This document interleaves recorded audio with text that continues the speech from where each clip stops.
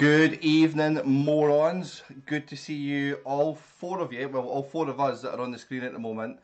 Our resident star of the show has decided to keep his camera off at the moment until he gets it up and running, but he is the diva of the five of us, so we will forgive him for that. But anyway, welcome in. We are in for Partners' Choices this week.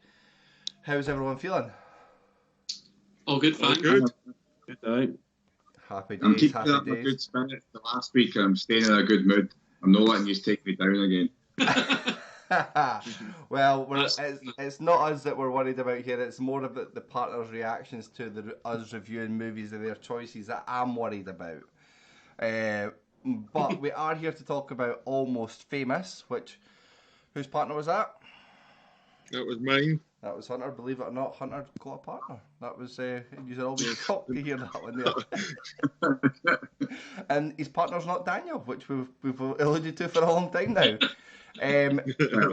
But we also have Kill Bill as the second movie, Volume 2, which was for...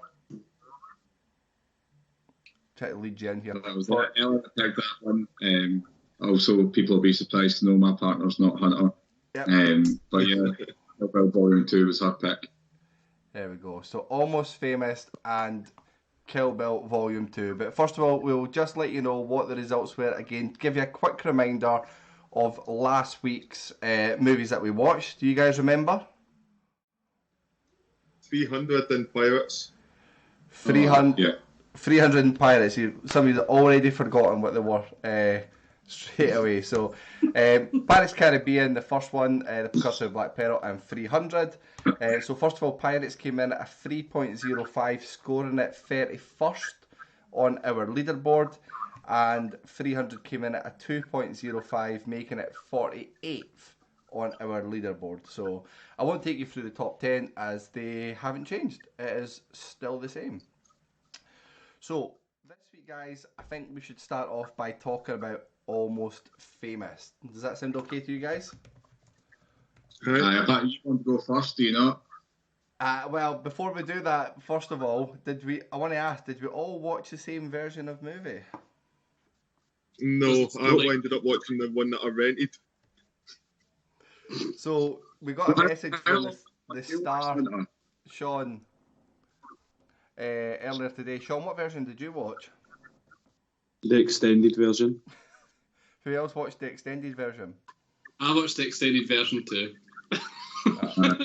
So I'm into it. I just want to watch as much film as possible. That's obviously the reason. That's it. Yep. So we actually had Sean choosing to watch a movie that was nearly 3 hours long where he didn't have to. That's a turn up for the books.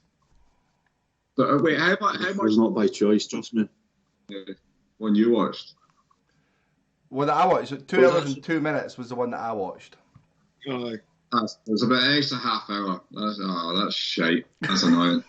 I was saying to Kel, when I started watching, I assumed there was going to be breaks or something. And then I realised we got the end. It wasn't until today I realised there was no adverts, so obviously I watched the long film. So, well, the Almost Famous was chosen by Laura, and this has been one that's been requested quite a lot in recent times. So this is a movie in 2000, which is a high school boy in the early 1970s is given the chance to write a story for the Rolling Stone magazine about an up-and-coming rock band that he accompanies on a concert tour.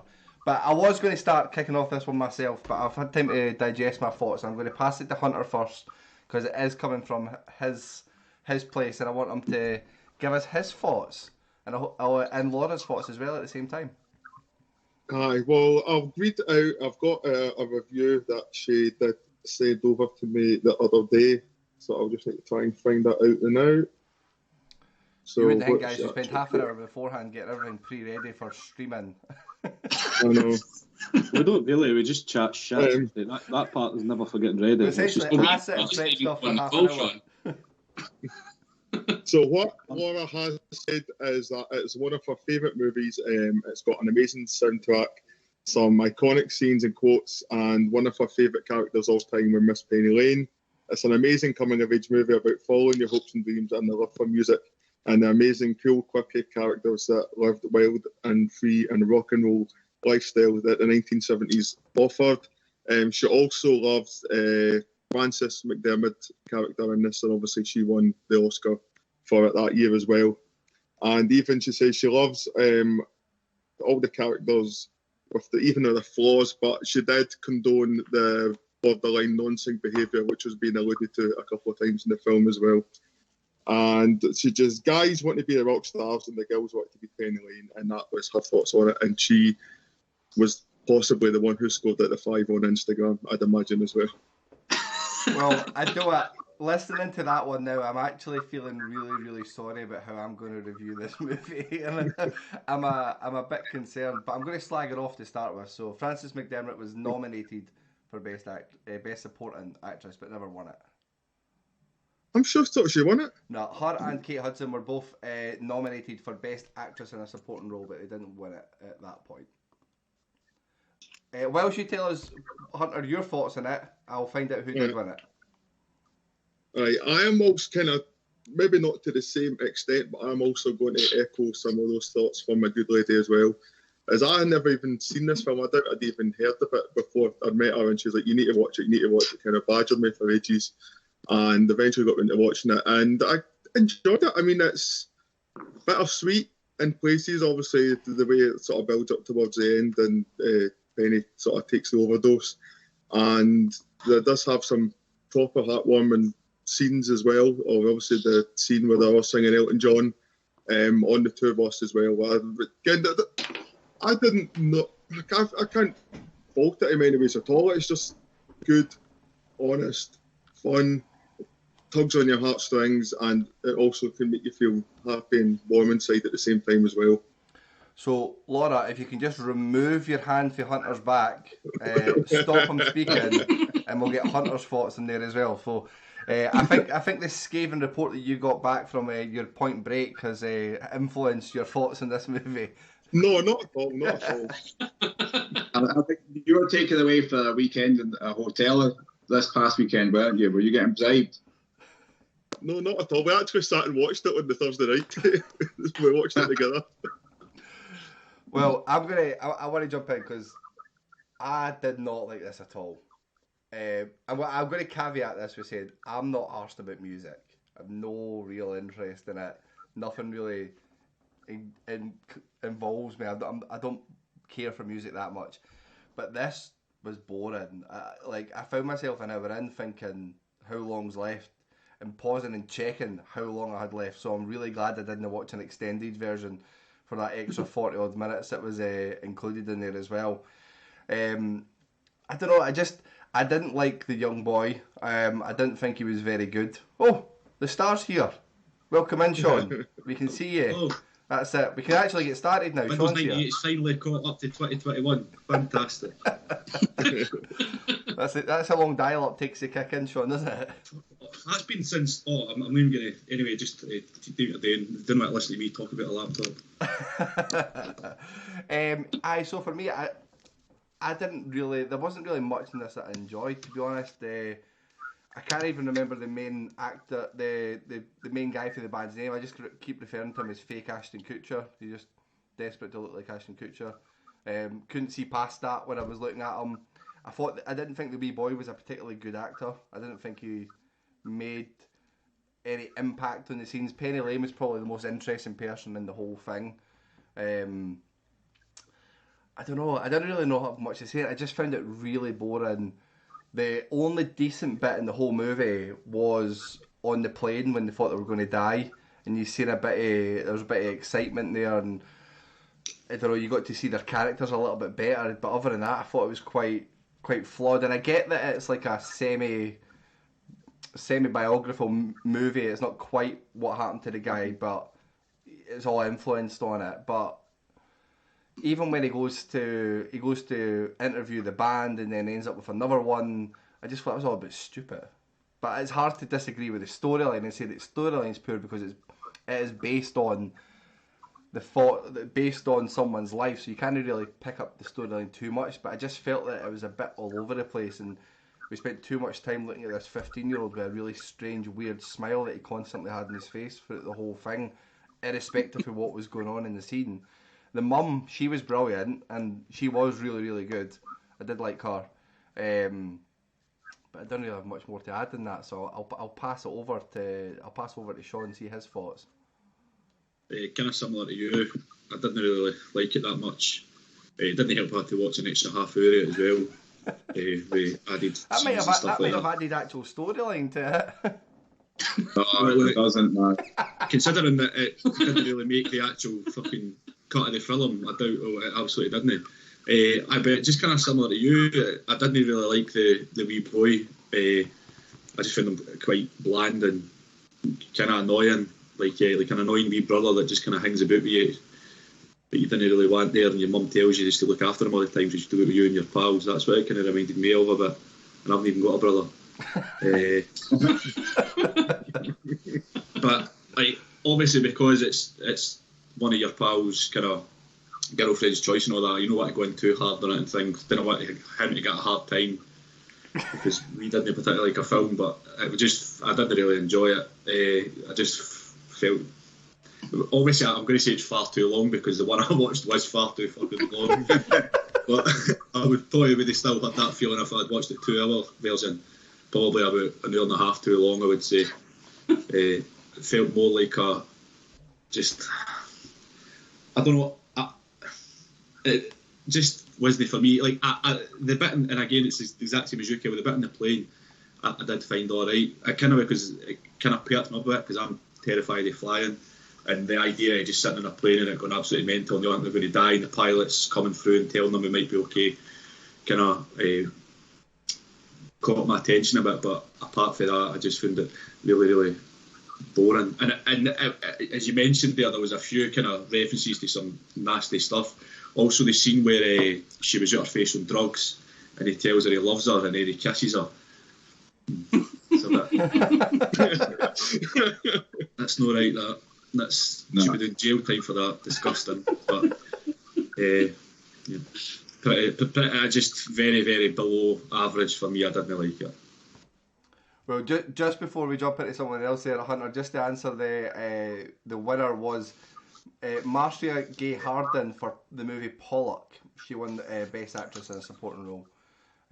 Frances McDormand and Kate Hudson were nominated for it at that point. Hunter, you need to come in and defend your lady here. Start firing back at us as well.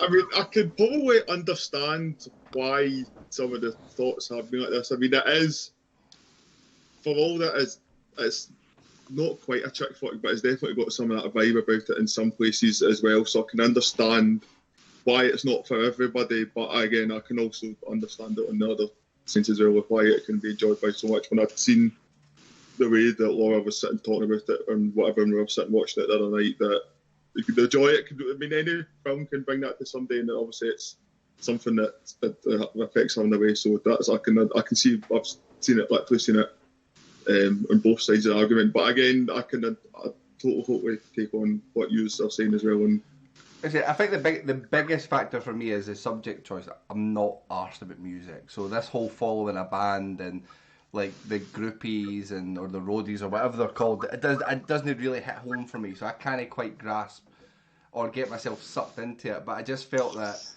other than maybe two people in it, the acting was really, really poor. The storyline was a bit jumpy and all over the place, to the point where it became really boring.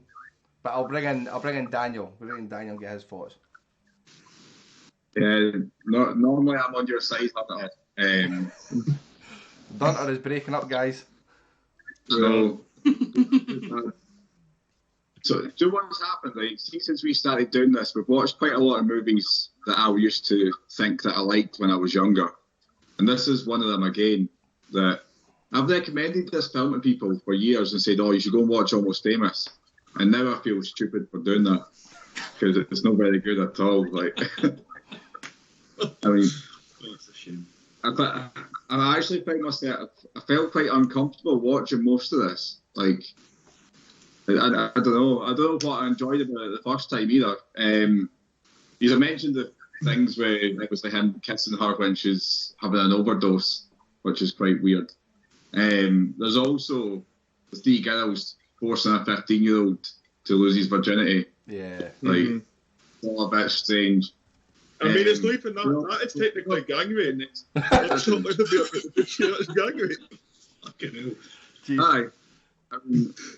There's a few, and the biggest thing for me in this is when I was a teenager, I used to go to all these gigs. I used to hang about and try and get set lists and meet the band and try and get stuff signed and all that. I did all that sort of stuff.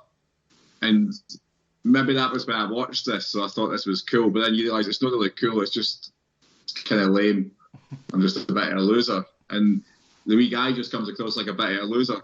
And it makes Rolling Stone magazine seem like the most amateur thing in the world. He wrote a couple of wee things for his school newspaper at first. Then he wrote a wee local thing, and then suddenly he was sent on a tour with a band to get the front cover of the Rolling Stone. Like, that doesn't happen, surely. I didn't buy it at all. That wasn't even the band he was sent to interview. Like, he just happened to get let in the door by them, and next thing you know, they're approving the front cover to go with this band based on a 15-year-old's word. Aye. I don't know. I just didn't. It didn't work for me anymore. I think maybe when I was younger, and this type of thing would excite me, but it didn't excite me at all. I found myself bored, similar to you guys.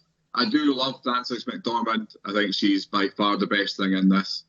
I actually find Kate Hudson really annoying. I know you probably quite liked her in this, but she did nothing for me at all. I just felt the character was interesting. I felt the opposite. Like, it was just a stereotype of a groupie with no real home and no real name and nowhere to go. She just follows a band like the wind. It's fucking lame. We've heard that a million times. And then eventually she gets her ticket and she's away to Morocco, but she kept saying all the way through it is Americans seem to think that these places are super exotic, places that nobody could ever go, like Morocco. Like, I think it's just because Americans are so sheltered and the rest of the world all just seems like a fantastical place. Like, you can go there for 2 weeks for a couple of £100 with Thomas Cook or whatever. But it's just not very good. I don't want to bash it too much. Just to jump in a little bit of trivia when you were talking about that thing from Morocco. So obviously in the scene, Penny Lane asks William if she'd like to go. He would like to go to Morocco with her, and he says yes. Ask me again. So according to the director, the "Ask Me Again" was Williams stepping out of character and asking Kate Hudson to repeat her line so they could do another take. But the director liked it that much that he just left it in, although he'd stepped out to being an actor and got added in at that point. But one of my very few interesting bits of trivia that I've got on this movie. Burnsy. One other thing before I move on to Bonzi. I like music, and I always remember thinking the soundtrack was good. And the soundtrack's not even that very. It's not even great. It's a bit dull and typical and bland. Everything about this disappointed me. I felt empty after it. Well, out of their £60 million budget, $1 million budget they had for it, I know that $3.5 million of that was spent on the music alone, which was about $3 million more than most movies spend on a music budget. Wow. So it's interesting that you didn't like it. When you're ready, Craig? Oh, sorry, I didn't hear you there. I must have cut it. I remember when I watched it, I had a message straight away after it saying I wanted to talk about it because I'm kind of still torn about it. So, like, the main character, William, in all the films we've watched, I think he's the worst main character I've seen in all the films. He's just horrendous. We've watched The Last Airbender. Even that. The main characters in Zulu, Dom are better than him. Like, he is the worst actor I've seen in my life, I think. He's so wooden. The way he's actually portrayed in the film, though, is horrendous. It's like, is he not... He's meant to be the same age as Penny Lane, isn't he? Or a year difference, because they'd had this conversation and he was like, I'm 18, no I'm not, I'm 17, went down kind of thing. So is she the same age as him? No idea. She just kept going down as well. I think she was 16 was the last thing she agreed, so obviously aye.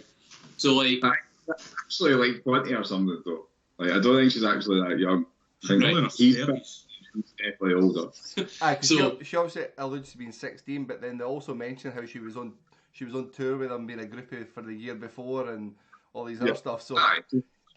She's a lot older. Right. Anyway. So he's like taking him out of it because he just was horrendous. Is that Penny Lane, like, she just carried the film herself, I thought. Where I've started off a really bad point, I'm going to go into good points now.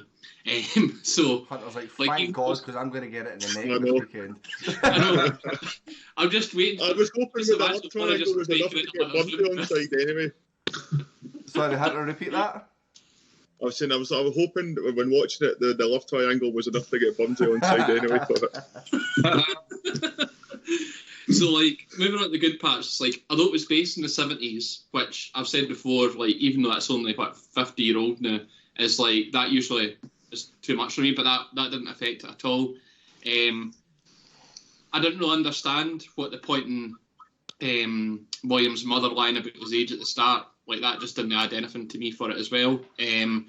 But the gigs, going to the various gigs, the backstage segments, all the friction with the band members, I thought they were done really well. So it was based, all the bits I enjoyed were really when William was off screen. So all that parts, all the bits where you're learning about the character Penny Lane, thought she was the best actor or actress in it. But she really pulled in your heartstrings well. And although she was obviously got this bravado that she was really confident on the outside, and on the inside she is like a really person that's got internal struggles and emotional, and she's obviously devastated when she gets turned down by the band member because she sees this, like, she sees her future with him, and obviously as soon as his girlfriend comes, she just gets launched to the side. I've just sort of mentioned about it already, the bit where she has the overdose and William just like pounces on her, and the bit at the airport when he was like, she was going away in the plane, and then he's chasing after the aeroplane. I just wished there was like a wall or something, and he just like went flying into the wall and just smacked. That's what I was hoping. That would have made me laugh. But the overall story was really good, but it was more just when William was off the screen, I didn't really understand as well, because like he seemed like quite unsure about himself, and quite, it was as if he was quite young, but then when he got like interviewing the band members, he turned into somebody who was really confident asking questions. I was like, well, you can't be both. Like, either to make the film better, they need to have a better actor in it for a start with him, but also like maybe not be so immature in the film. I don't think that really helped the story. It needs something more a bit closer to being not as mature as maybe Penny Lane was, but not as immature. The turbulence of the plane that you'd mentioned about, that was good as well, but it was a bit too short, I thought. They kind of seemed to rush the ending a wee bit. But I don't think there was any... The bits with the band, there wasn't any scenes to really take out, I didn't think, for those ones. It was more just maybe it could have been done with being extended a bit more. You watched the extended version? You watched the extended version? I know, I need an extended version on top of the extended one. And then the ending, which they did with Penny sending Russell to the house of William, I thought that was decent enough. Mainly because William wasn't really in it much, even though he was part of the scene. And the part where she goes to Morocco, I was kind of quite glad that was ending, because at first I kind of thought, like, he's declared her love for her, she's going to end up... I thought this could, if it's ended with him ending up getting a chance with her, I would have just been like, that was the worst love story I've seen in my life. But it's probably, when I've said all this, it probably sounds as if I'm shitting all over it a lot more than what I'm intentionally meaning to. It's really just because he's a massive issue with the film. So I'm just kind of... what you want, Burnsy, is remove the main character's storyline arc from it completely, add more in about the band, and make the film longer than what you watched. Basically, unless you just cut down on scenes with William and fit it with Penny Lane. It kind of sounds like that you just want to watch a concert. Just go to a concert, Burnsy. Watch many concerts, maybe that's no, but I think it's more that if they changed the main character to somebody who was a better actor and changed him a wee bit in terms of being more mature, that would have made it a lot better. But the two together, that was the bits that made the film a lot less enjoyable than what it should have been. But out with that, I really did enjoy the film. It was just the fact there was just so many scenes that he was involved in it. I was just like, get him off the screen. That was it for me. Whereas I think it probably sounds if I'm making it sound a lot worse than even what Kyle and Daniel are and Sean, but that's not my intention. as you'll probably see my score when we get to that stage. 5. Oh well, that's I think that's all my thoughts on it. The only question I had was about the age, and did you see any point in the mother lying about? I know it was a really small thing at the start. I just took a note of that because I was like, what was the point in all this stuff? It didn't really, by lying about the age for like a year difference because he was meant to be in, he got kept back here in school. That was just pointless too. Like, no, I think it was 2 years. It was 2 years. I'm with Bunzy. It was just a waffle. I think the mum thing was just like a controlling thing. Obviously, she stopped the daughter listening to music and basically seeing all that stuff. I think that was just, she was just obviously a pure control freak. I actually felt sorry for the mum because it was basically just an absolute. I can say that. Yeah, but obviously, just like a mum that obviously loves her kids, as 99.9% of mothers do, and then like she's obviously like they go away and she's just alone, and like it's just I felt quite sad and sorry for the mum of it, even though she was a bit of a weapon at first. But I did have a look after it to see what other films that Patrick Fugit had been in, but I never recognised any, so I can kind of see why. Whereas obviously Kate Hudson's a lot more well known than what he is. Just before we move on, guys, Mexican Madness, thank you for following. He says that the guy on the top looks like he's having Vietnam flashbacks. Daniel, I'm going to assume that's you and no me. One of the two is there. He says his cousin Mohammed told me it gets big when you're watching your streams and it gets large when he's watching your streams. Don't know quite what that means, but hopefully he enjoys watching them. Just to jump in a couple of bits of trivia then. So you guys obviously watched the extended version of it there. That wasn't my trivia, so we have ruined that.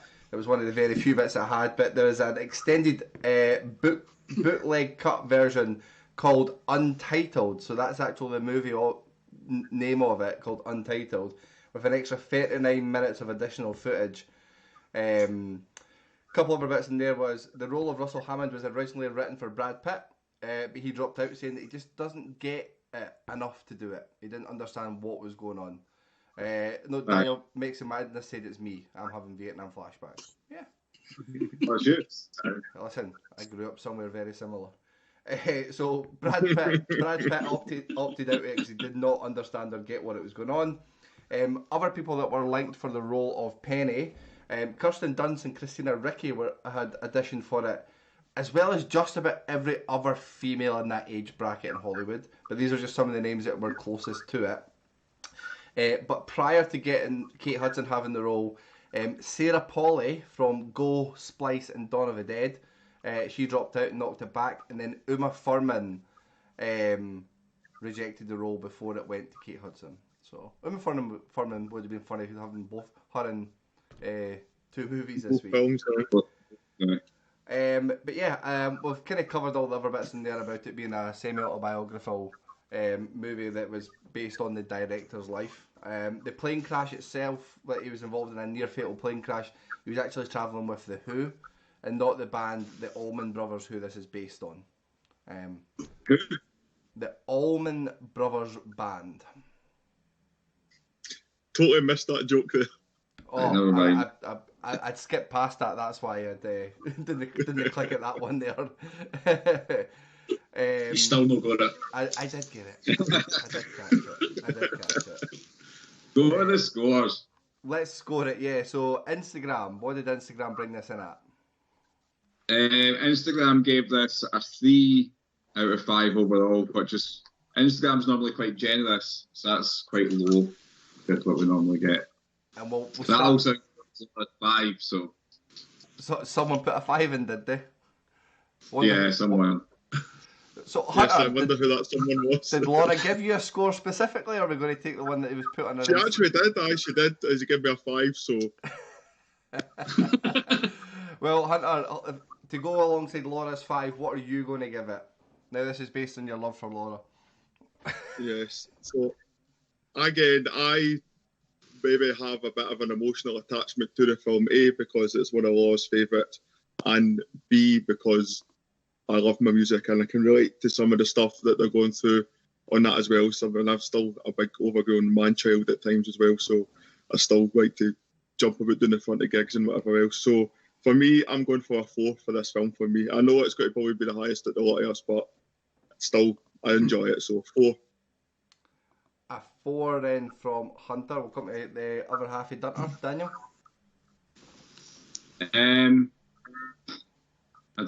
I couldn't find many positives in this, so I was getting a 1.25 from me. I feel bad. A 1.25. Well, we have been informed that the good lady is not watching live, so we can get away with the comment section at the moment. It'll just be the afterward berating that we get from that. Sean, when you're ready. I never actually planned my scores. I just gave them offhand, which is really amateurish. I'm going to give it a 1.5. I think that's quite generous for something that I didn't really enjoy. A 1.5. And Burnsy? I'm going to give it a 3. I knew I said that you were going to be like, what? Because it did sound as if I was breaking it, but as I say, Penny Lane's character was really good. The band bit was really good. It was just the main character let down. So he's the only bits of the film I didn't like. Otherwise, I might have gave it a 5. What? Jesus Christ. Is it better than No Country for Old Men, Burnsy? Yep. Oh, just specifically the scenes without Will. Those scenes with Will were on par with No Country for Old Men. Daniel's so positive, Burnsy. I know. I'm staying in a good mood. I'm rising above it. Well, I'm just going to... I'll lower the tone a little bit more then. I really didn't enjoy it. I'm going to give it a 1. Burnsy, give us the overall scores when you're ready. So are we including War as 1 or not? Yeah. Oh, we are. I just slung it. So dividing by 6 then. So that overall is a 2.63. A 2.63 overall, which then brings the movie slightly below What We Do in the Shadows and above Nightcrawler and Ace Ventura. So coming in about number 37 on the Moron leaderboard. Sound a bit right? Or should we just take Laura's out and rescore it? I think that sounds fair. It is what it is. It is scored. So that concludes Almost Famous, and time for us to jump on to the next movie, which is Kill Bill Volume 2. Let me just get this bit up now. So Kill Bill Volume 2 out in 2004, a runtime of 2 hours 17 minutes. Nobody found an extended version anywhere, did they? These are quite long films this week, Sean. How are you actually feeling about this? Yeah, well, I've had quite a busy week, so I've only watched Almost Famous today, and I watched when did I watch Kill Bill? Watched Kill Bill yesterday, so it's been squeezed in. Squeezed in just so. Busy social life. Well, this will be more exciting than the football match that you went to see anyway. But Kill Bill Volume 2, thankfully we had just watched Volume 1 a few weeks ago, so this is just carrying on the storyline. The bride continues her quest of vengeance against her former boss and lover Bill, the reclusive bouncer Bud, and the treacherous one-eyed Elle. So, who wants to start us off with Kill Bill? I think we should go to Daniel, it seems only fair. Daniel and Ella. You know, it's quite funny. Hunter had like a full paragraph worth of review, right? So that message, Ella's me in London, and I messaged her saying, right, I need your score in your review. So I got a score, and I got this. Whole film is good. Unsure in the end, then it goes downhill when they get to Bill's house. Is that? Do you know what that sounds like? That sounds like one of your reviews when we done it over the WhatsApp group chat. Like, I can't remember the last bit in a big detail. I used to do it all the time. 2 lines. 2 out of 5. So I've obviously got a score as well, so I'll keep the score till later. But for me, I very much enjoyed the first one. I do enjoy this one as well. I'm going to say that I've got a funny feeling that some people are going to like this one more than the first one. But I'm on the side of the fence that I prefer the first one to this one. It's got a lot of good moments, though. I'll go to the positives. It's got a lot more dialogue, and I do quite like Quentin Tarantino's dialogue. I know that puts some people in this little group off sometimes. I enjoy the snake scene. I enjoy seeing her doing the training with a little short punch and how obviously that ties in with her being able to get out of being buried alive. it does fall into that stupid thing of why don't they just kill her instead of putting her in a box? Like, it's a bit like James Bond and the issues with that. Just kill her when you've got the chance. Yeah. But anyway, I very much enjoy when Bill does these little speech on Superman and how Clark Kent's he's all ego and Superman's who he really is when he wakes up in the morning, and it's that sort of flipped idea to what people have. I like that, but there probably is about 25 minutes too much time spent at Bill's house for me. I feel like they could have tied that up much faster and made it a bit more exciting conclusion. And I do very much like seeing how Daryl Hannah got her eye taken out by the guy, and then she went back and murdered him, which was a good wee twist. But yeah, I like it. It's good. Just maybe not as exciting as the first one. Yeah, there's not too much going on in the second one compared to the first one. But when I was reading some of the trivia on it, it says that they deliberately made the first one a kung fu movie and the second one like a western. So it was a lot more drawn out and a lot more deliberate, when the first one was a bit more exciting and a bit more going on. Like, she hasn't got big, massive, epic fight scenes, because even the fight scene with Daryl Hannah wasn't that great. Because the whole time I'm watching that fight scene, I'm thinking, where's the snake? Why is the snake not involved in this fight scene? I was the same as well, though. And then you see it at the end. They've had this whole shamash right through the whole caravan, and then when she leaves, the snake's just sitting there quite happy, like just looking, ready to go. I really enjoyed this though. I mean, you can't really go wrong with these. My favourite part is the training scenes of it. I think that's right up my street, watching martial art movies and seeing the long drawn out side of that stuff. I like how ridiculous. Is it Pai Mei, the guy's name? The character name? I love how ridiculous it is, because I grew up watching old crappy kung fu movies with my dad and stuff, so seeing that jumping on and balancing on a sword with his whole weight on it and stuff, like, looks ridiculous, but I love it. I think it's great. Right up my street. The stuff with Bill in the house was a bit... You knew what was going to happen. Like, they mentioned the 5 touch of heart explosion thing loads of times throughout it, so you knew that's what the climax of the movie was going to be, because they hinted towards it so many times. There isn't really much wrong with this movie. It carries on from the other one nicely, because obviously it was meant to be one big movie anyway, so it slides really, really well. You know she's going to win, she's going to beat these people, but yeah, it's not my favourite film, but it's an enjoyable watch. But you can watch this whilst doing other stuff, if that makes sense. Sean, what's your thoughts? Didn't like it. Didn't like the first one. I think it was Daniel saying on Friday night, Saturday, that he thinks I would like this more than the first one, so I was quite looking forward to it, but I just found it really, really slow and dull, and the stuff that I didn't like about the first film, I kind of wanted to happen in the second film, but it didn't. The bit with the trainer guy, where you're talking about where he's standing on the sword and stuff like that, that was like the anime bit in the first one. I absolutely hated it. It just wasn't for me at all. It just felt very like there was just an anticlimactic. We're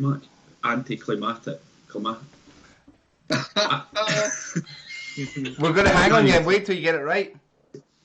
Anticlimactic. I'm going to go with that.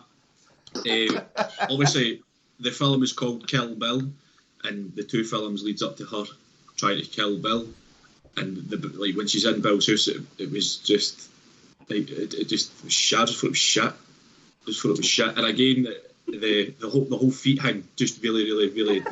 I know it's such a small thing, but I just find it absolutely revolting that kind of stuff is in there. I didn't even clock it. Are you joking me? Like, see the bit where she was walking up. Who was it? I can't remember. Was it Bill's brother? Was it Bill's brother? Bud. Can't remember. But they're walking, and it focuses on her barefoot with sandals, and he's got the cowboy boots on. Remember? It's just weird. I'll watch it today as well. I don't even remember him zooming in on her feet or anything. Aye, and I said the last time that I don't think I actually like Tarantino as much as what I thought I did, and I probably come away from this thinking that I dislike him even more. I just think this just kind of comes across as like it's more like a film for him than anything else, and I just don't like it. I just think that in this it's like, or in this kind of franchise, Kill Bill 1 and 2, it's like how out there can I make this, and how wacky and stupid can I make this? Like it just doesn't. I just don't like it. And I know I bang on about it, but the whole feet thing just really turns my stomach. I just think it's really, really weird. It's disgusting. I was quite disappointed with it. Just to jump in when you're talking about her feet, for instance, so the boots that Uma Thurman is wearing when she's buried alive are the same boots that Michael Madsen used in Reservoir Dogs when he cut off a police officer's ear, and she uses the exact same straight razor in that movie to cut herself free. So, bringing stuff in from other films, quite interesting. I thought that was quite cool. It's not changed my opinion on it. It's a nice pair of boots, though. You'd have preferred I'm actually surprised that she had footwear on, to be honest with you. Fucking cheap, man. Cheap. Hunter, we'll come straight to you. Right, I am going to shine a bit more positive light on it than Sean. I've kind of very similar to some of the stuff that you and Daniel were saying. There were aspects of what the stuff we were both liking about it that I enjoyed about it. My main flaw with it is, although some of the dialogue is good, it did feel like there were a lot of filler scenes and a lot of filler dialogue that didn't really add much to it.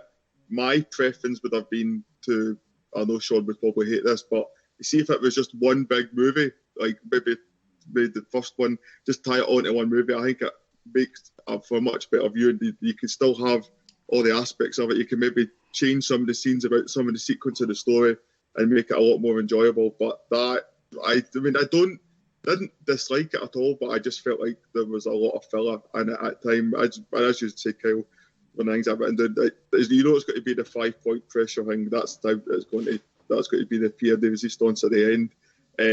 Pyamai I thought was actually quite class. I would just like the wee sort of wee comical bits where he's just like standing there stroking his beard in the background and that. I thought it did that like a wee sort of comic relief at some points as well, which for a film that doesn't really have a lot of that about it, I really enjoyed some of those aspects of it.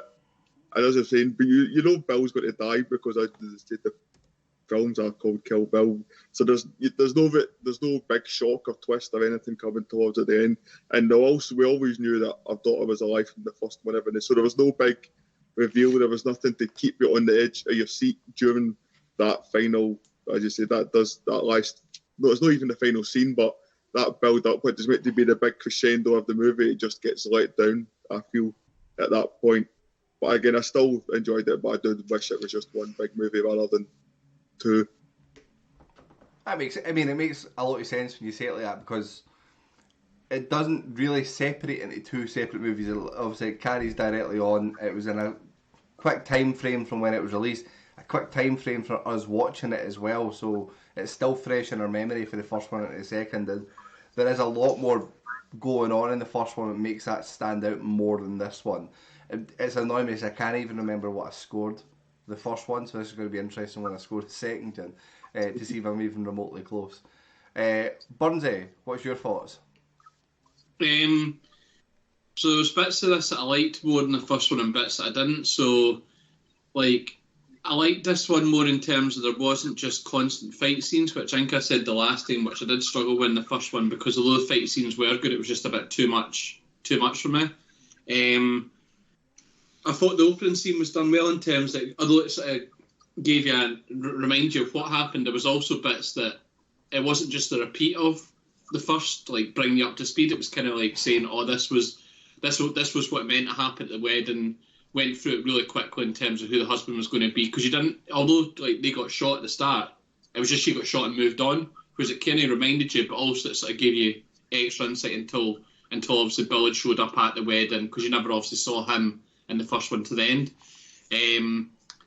I thought the shooting of the bride when it was Bill's brother, I thought that was really funny, because like when the tension's building, you're not expecting him to just be sitting and shoot her and then sedate her. But that came out of nowhere for me. I was expecting her to obviously get the upper hand with him.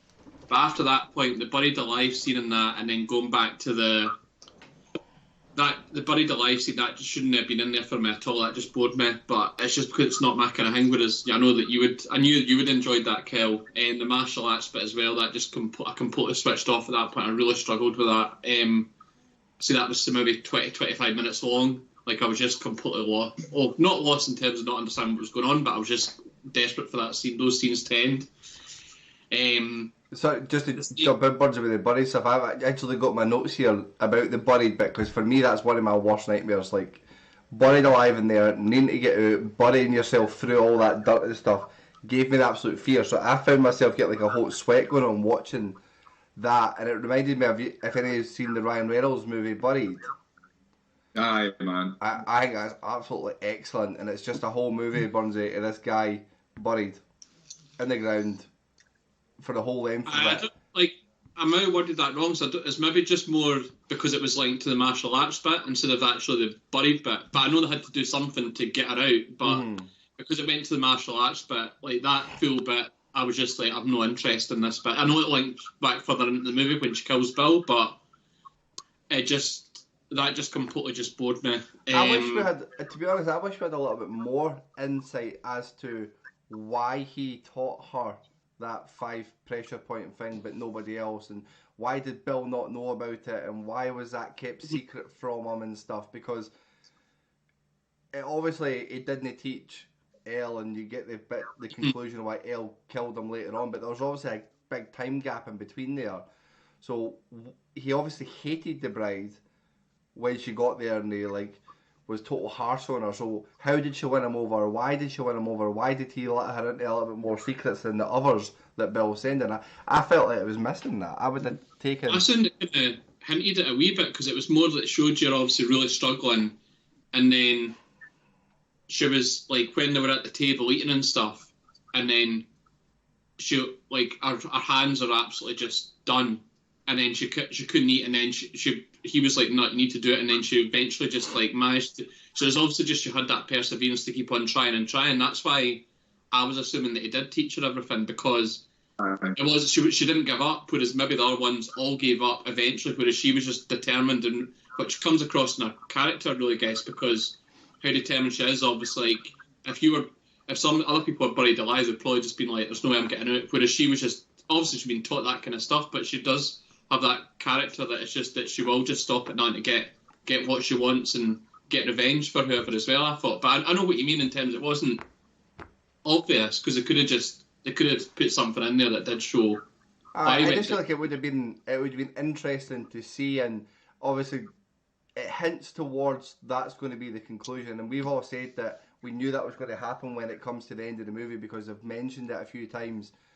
But just give us that background of her, maybe not her specifically learning it, but maybe her getting the trust of him, or seeing that she's more hooked in. That's like, how do you teach that without having some like human dummies that you could practice it on to see if it actually works? It is ridiculous when you think, though. You have to take 5 steps for your heart to explode. Why? Is it a time limit thing? Is it the actual physical 5 steps? Like, that's the heck about it too much. That's old kung fu movies in a nutshell, though, isn't it? It's something absolutely ridiculous that is intentionally made for us to be like, what the fuck? But it makes sense because it's that type of genre. That's true. Just a couple other things I had. So the snake coming out that Daniel mentioned earlier, I thought that was brilliant. But again, I get your point about the fight scene, how it was just nothing to do with it. But the fight scene in general with the bride and Elle, I thought was really well done. I thought that was a really fantastic fight scene. It was more just the fact that just everything was getting used. That was anything that was surrounded in that place was getting used to try and kill each other. And then the pulling out of the other eye, that was like, I thought it was really, well, it wasn't, I didn't find it gruesome, but I can imagine other people would have found it gruesome, but I thought that was brilliant in terms of how it was done at the end. And when I was watching it, it never crossed my mind, which, before this point, which suggests how much I was enjoying the movie, is that they never really mentioned at all about her daughter, which obviously the last one's left at, and it was only like, say, I don't know, an hour and 45 minutes in. I'm thinking, like, when are they actually going to get to the bit that they've obviously left? They've left the first movie on that cliffhanger, and they've not even went anywhere near it yet. And then the next scene was obviously when she goes to Bill's house, which I thought the interactions between Bill and the bride were very good as well. I kind of disagree with Daniel in terms of I don't think this is just more my preference, because I prefer the dialogue instead of fight scenes and all that kind of stuff. Is that I thought the ending was, if anything, was a bit too short. I thought it was just perfect, but if anything, I would have wanted it longer instead of shorter. To me, the ending did seem as if that would be the final Kill Bill, I thought, as well, because it was kind of left that she's found her daughter, they're happy, Bill's away, that's it, done. Which I guess you'll come on to your trivia maybe about what they've sort of said about future plans. But no, I really enjoyed it. I thought like I think it's Daryl Hannah, the one that played Elle, is that right? I thought she was really good. I thought she was impressive in that. Not as much in the previous one, but she was really impressive in this one. And the other two main characters of the bride and Bill were also fantastic in it. So I think it's probably on par with Kill Bill 1, because more dialogue, less fight scenes, but maybe the standard of the film was slightly lower, but because there was less fight scenes, that maybe made me enjoy it a bit more too. Well, if you're a Daryl Hannah fan, go back and watch Wall Street. Daryl Hannah and Wall Street, excellent. In that? Go and watch Splash. Yes, yeah, Wall Street. Wall Street and Splash. You'll enjoy them. The bit of trivia I did see about a third Kill Bill was that Tarantino had said that it was going to be directly 10 years after Kill Bill 2, which obviously never happened. That would have been 2014. Yeah. So there's nothing else I've seen about another one coming into the future. Just on Daryl Hannah, actually, there was a bit. I was reading quite a lot of it actually, where her and Uma Thurman hate each other in real life. They just do not like each other. So, in the when they were doing the press tours and the press releases for Volume 1, they were made to be kept separate for the whole thing. The hotels and cinema staff were instructed to keep them as far apart from each other as possible, which made a lot of heat and confrontation whilst they were filming. So their actual fight scenes, they just did not like each other. So I'd imagine they would have loved going to town on that. Maybe they just actually tried to pull the eye out. Maybe they just left them in a room together and filmed it. That's what happened. This is one of my favourite bit of trivia about it. So, when Bud is in the, it's funny because we keep saying Bud, I keep thinking of Dubs. When Bud was in the bar that he worked in, and the club owners saying to him about his hat, right? Which I thought was a really interesting scene because it seemed very deliberate. He went in on this hat. So that was written in because director Quentin Tarantino didn't like it when Michael Madsen would appear on set wearing that specific hat. He tried to talk Michael Madsen out of wearing it, but it didn't help and he wouldn't not wear it. So Quentin Tarantino got back with a little change in the script the next day and Michael Madsen had to follow it. So he basically, it's like, I don't like your hat, I'm going to make you act this out in the middle of a movie just to get my point across. Which I thought was hilarious. It's some effort to go to. Yeah. I would say that was one whole bit you could have cut out the film. Him going to the bar. There's absolutely no need for any of that whatsoever. I thought it ended weird when she was like, the toilets need done. It was weird, I don't get it. I never thought of that at the time, Daniel, but I agree with you that just didn't add anything. I think it's because it didn't feel that long though. It only maybe like 5-10 minutes, but see, even if it went to the bit where the bride killed him, like after that, so basically he's lost his job, he's then got to clean out a big pile of shit, and then he dies, so that would be like, oh, bad luck comes in threes, but no, he ends up shooting him and gets the upper hand for a slightly better, longer period of time. It would have made sense in that sense, but the way that they've done it, no, it just doesn't. In reality, it's just a scene added to appease Tarantino. His movie can do what he wants. Question for you though, Samuel L. Jackson's character, thoughts? Any thoughts on it at all? I'll take What that. you aiming for getting it here? Just 'cause I was reading this here. There's a fan theory that Samuel L. Jackson's character, the piano playing drifter, is actually Jules Winfield from Pulp Fiction. Because at the end of Pulp Fiction, Joe says that he's going to become a drifter and walk the earth. So apparently that's Jules playing the piano. Thoughts? So when I had to look and see what. That's just folk with too much time in their hands and stuff. Samuel Jackson. Sorry, Burnsy, I missed that there. Hunter spoke here. Also, I was just going to say, it's like when the reason I went quiet is I was like, where was Samuel L. Jackson in the film? I didn't even click on. Actually, I had to actually just go into Google there and see like where he was in the film. So that's why I went complete silent. So no, I didn't have any thoughts on it though. You don't actually see his face, do you? You don't see his face. Yeah, you see him. You definitely see him because I recognise it straight away and think to myself, I don't remember Samuel L. Jackson being in this film. I recognise, but I can't remember seeing his face. So I remember recognising his voice. But I read it. I thought it was quite interesting because is it just a Tarantino doing a little crossover into this so that it's a little nod or a little Easter egg to something else? But then it's not mentioned. But is it probably just spot on with Hunter saying that there's folk with too much time in their hands and maybe trying to make out that Samuel Jackson's got a bigger part than what he actually has in it. He just likes to use Samuel L. Jackson in his movies. That's it. He's a different guy. He must have just been on set for something else that day, for Snakes in a Plane or something like that. He'd fire him in here to. I hope we need to watch Snakes in a Plane one day. We're not watching Snakes in a Plane. Please no. Please no. So you watch The Last Airbender, but you'll not watch Snakes on a Plane. Aye, well, I'll watch a decent film. Much better than that. Snakes in a Plane's class. Snakes in a Plane's up there with I Mega know Shark the versus fuck will be a Colossus. snake, so I can't fucking watch half the film. And the only last bit of trivia that I've got for this I thought was quite cool was that Robert Rodriguez scored this movie for the price of $1, and Tarantino said that he would repay him the favour by directing a segment of his project Sin City for $1. So all pals act. I thought that was quite nice. That's awfully nice. Awfully nice film. This scored an 8.0 on IMDb. What did Instagram have to say for this one, Daniel?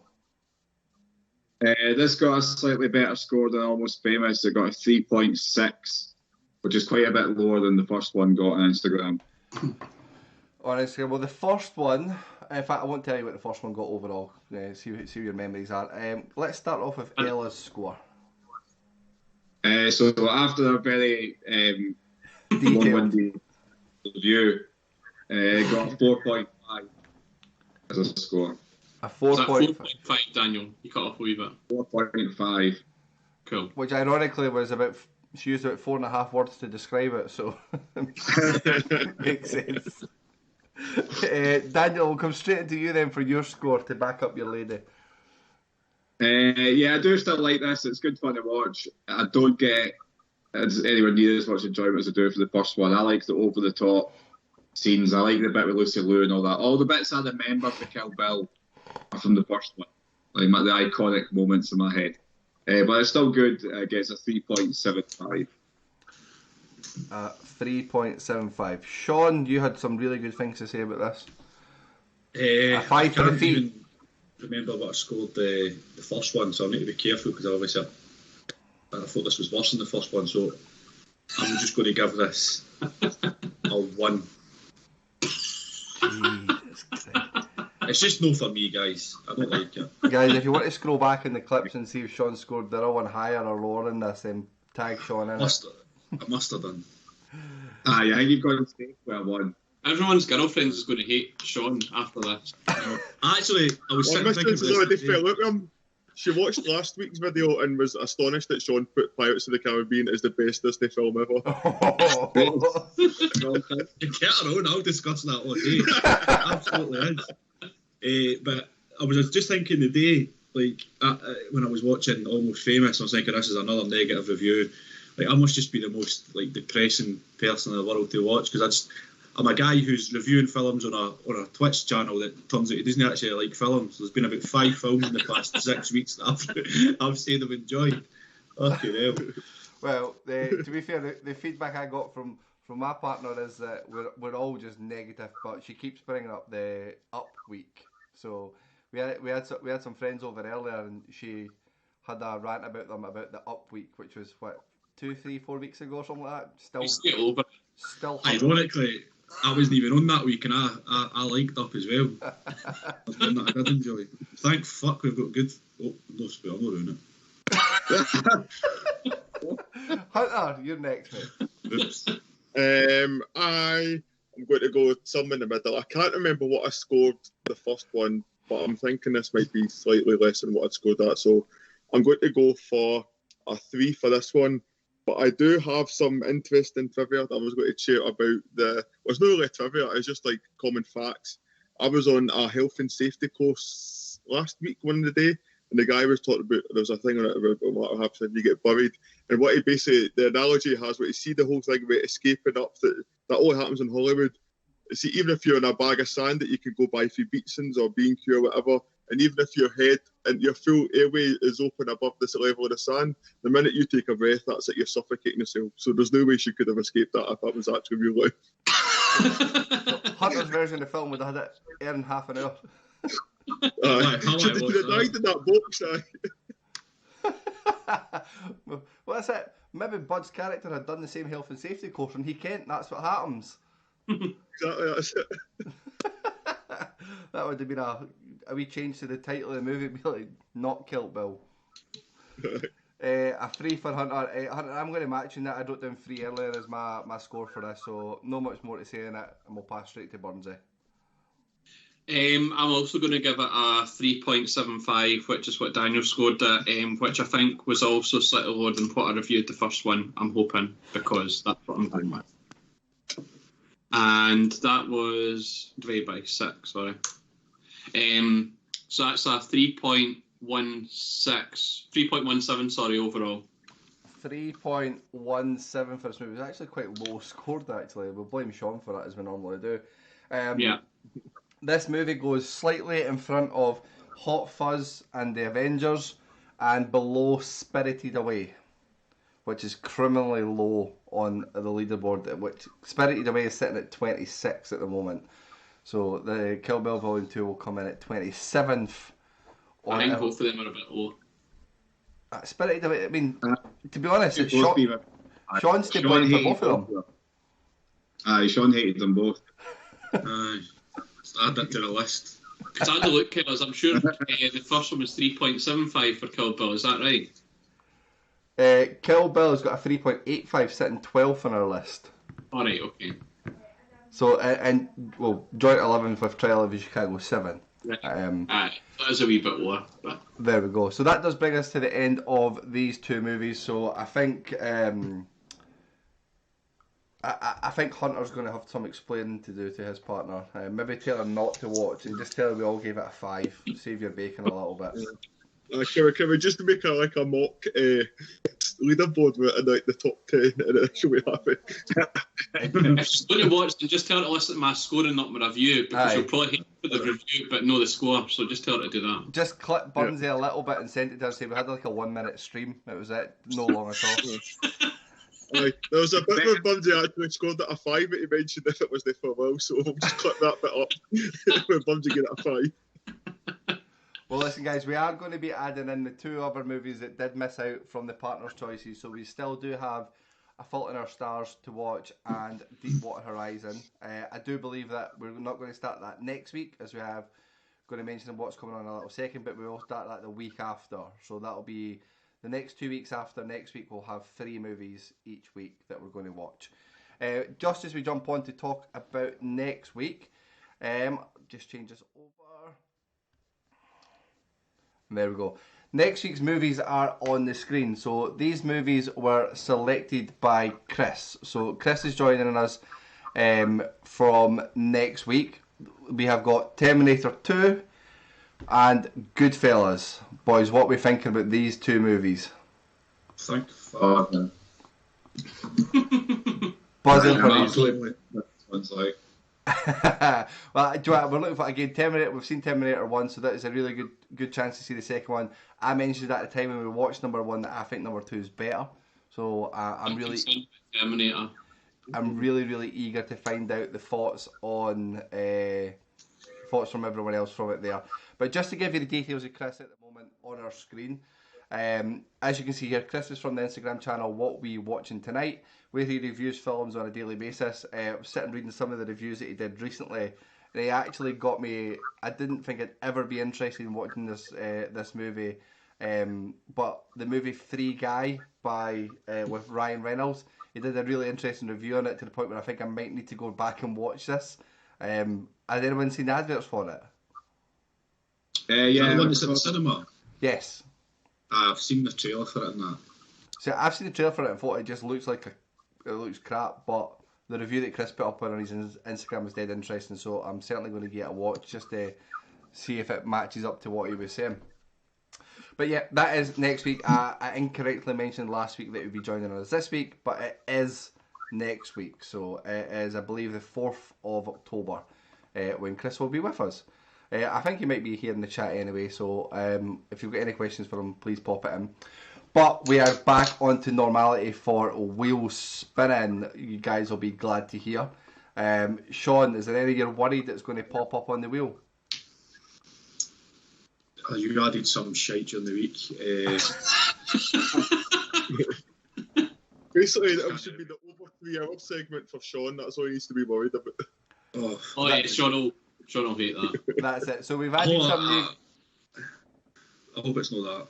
We added some new sections into the list. So we added in guilty pleasures, Disney movies as a request from one of Burns's workmates, which was a controversial topic at the time. We've added Marvel, Pixar. We've added trilogies into there as well. I'd love nothing better than Sean to watch the trilogy of the Lord of the Rings all in the 1 week. I think he'd love that. We've actually definitely can't do it that week. We've made chance to manage that. Jesus. Well, let's get the wheel spinning just now anyway and see what it is going to land on. I'm hoping it lands in Daniel. It has landed one before Daniel, which is Bunsy's Choices. We're going to get to watch some concerts. Cool man's been on Instagram score 16 times. Bunsy's Choices. It's so... five-hour movies to me, so you'll be fine.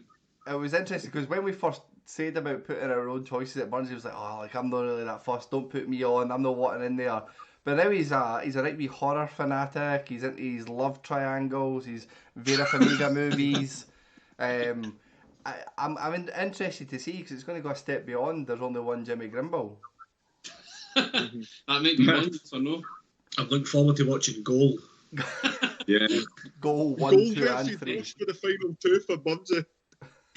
Sorry, say that again. The Goal versus Rush will be the final 2. I just watched Rush as well recently. It's a really good movie. Awesome, guys. Well, that does bring us to the end of the stream at the moment. Thank you very much for being here. Just to remind you, Almost Famous got absolutely destroyed. Hunter's going to lose his relationship out of it. Kill Bill was slightly better off scoring. So Kill Bill wins this week in the Battle of the Partners. Next week, reminder, Terminator and Goodfellas, and then we'll get Burns's Choices up on the Instagram. If you don't follow Instagram already, the Instagram name is just below. Please go and give a follow, and you'll get to talk to Daniel on a daily basis. And go and subscribe to the YouTube channel. Yes, please do. Forget about that. That is also down there. The YouTube channel is down there. Please go in and subscribe to it. We are over 30 subscribers now, so we're getting there. We're getting more people coming in. Not long until we get the plaques in the background, guys. Not long at all. We've got double the amount of people sitting here watching us live than going on our YouTube. So please go in and give that a follow. Like always, we will send you across to another Twitch streamer. Just bear with us. That'll just take a couple of minutes. Go in and give them a follow. But thank you very much. Have a good night. See you soon. Bye. Thanks, guys. Yeah.